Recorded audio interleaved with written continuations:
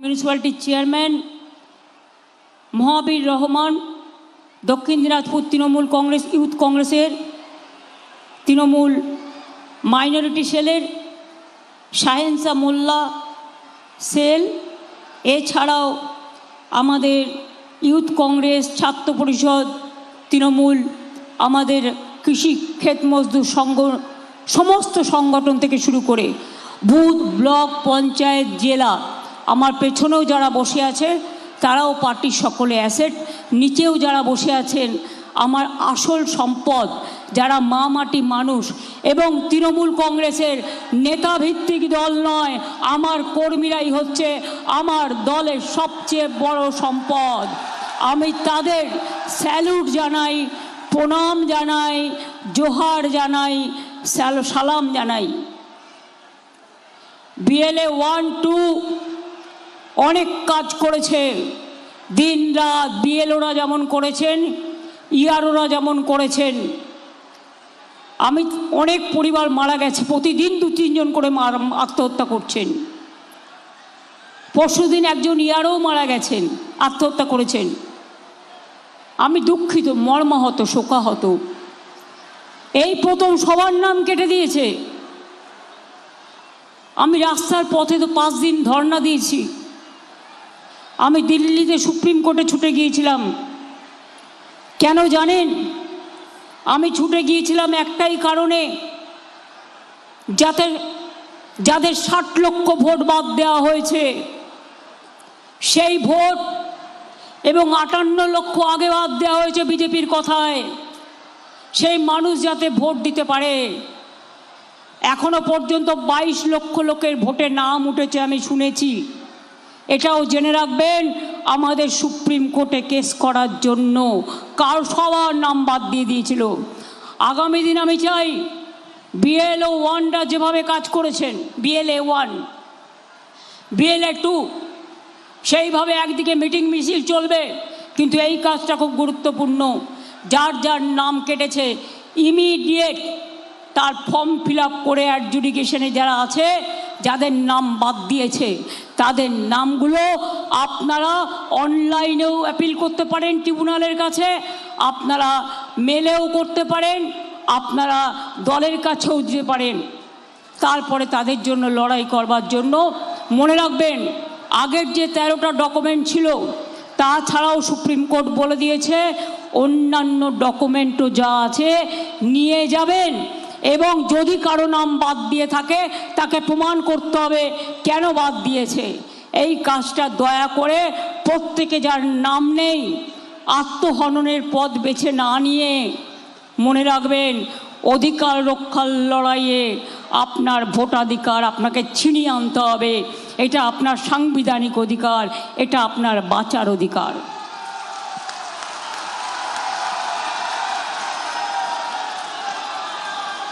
আমি যখন আগে গঙ্গারামপুরে আসতাম কেউ আসতো না, বন্যায় ভেসে যেত। বালুরঘাটে আসতাম 1 কোমর জল, কেউ তাকিয়ে দেখতো না। আমি আজকে নয়, আমি যখন ছাত্র রাজনীতি করি, কুমারগঞ্জের ঘটনায় মনে আছে, পার্থ সিংহ রায় গুলি করে হত্যা করেছিল সিপিএমের আমলে।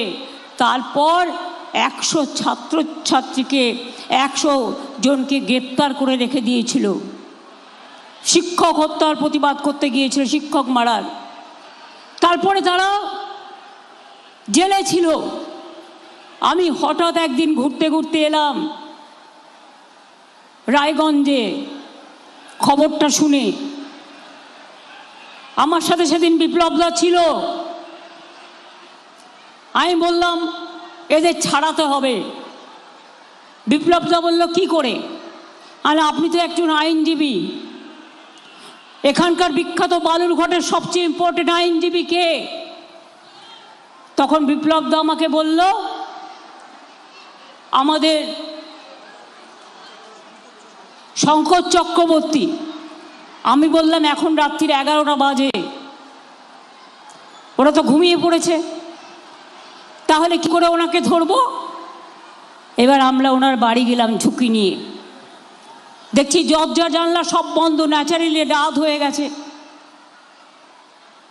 তখন আমরা বুদ্ধি করে ছোট ছোট ইট মারতে শুরু করলাম দরজায়, যাতে আওয়াজে ওরা শুনতে পায় বাইরে কেউ এসছে।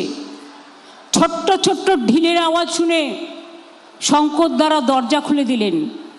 যেই দরজা খুলে দিলেন, আমি বিপ্লবদা ভেতরে ঢুকে পড়লাম।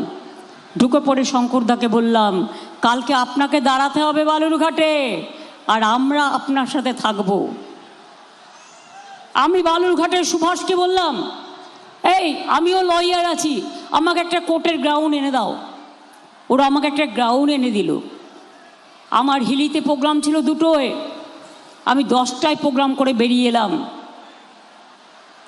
সেদিন আবার বিজেপি বন্ধ রেখে দিয়েছিল, কোর্টে ঢুকতেই দিচ্ছিল না।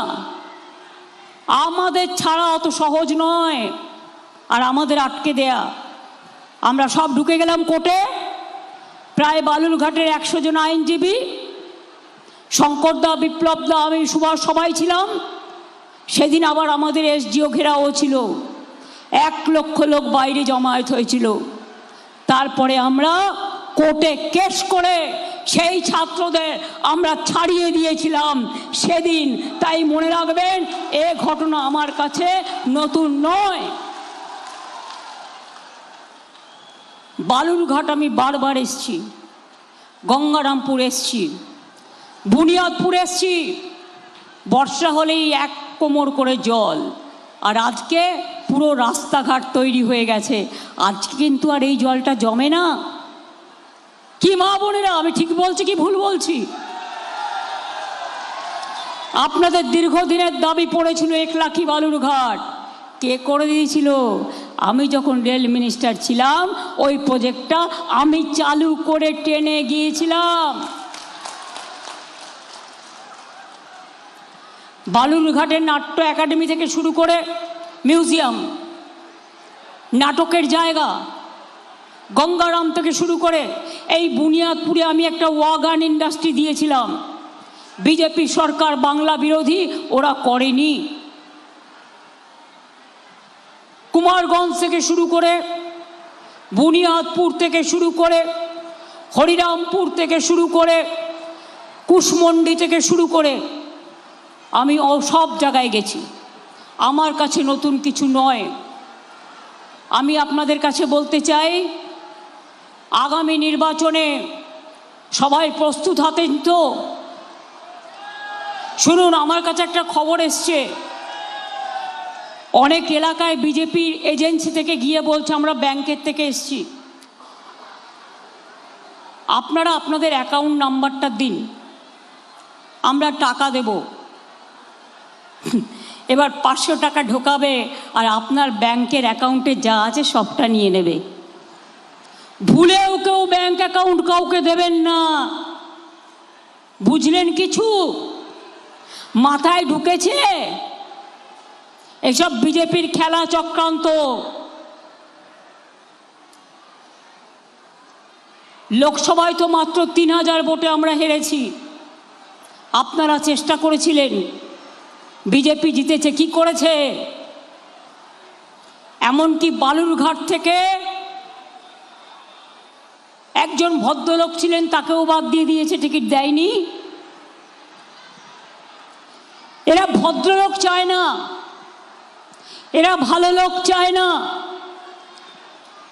বুনিয়াদপুর বালুরঘাটে কি হয়েছে আপনারা সবাই জানেন, কিছু বাকি নেই। আমি নতুন করে বলতে চাই না, কারণ এখানেও মিউনিসিপ্যালিটি থেকে শুরু করে, গঙ্গারামপুর থেকে শুরু করে, মিউনিসিপ্যালিটি থেকে শুরু করে, বুনিয়াদপুর মিউনিসিপ্যালিটি থেকে শুরু করে, কলেজ থেকে শুরু করে, হরিরামপুর বংশহারিতে IITI থেকে শুরু করে, SNCU, ওয়েটিং হাট সব করা হয়েছে, রাস্তা করা হয়েছে।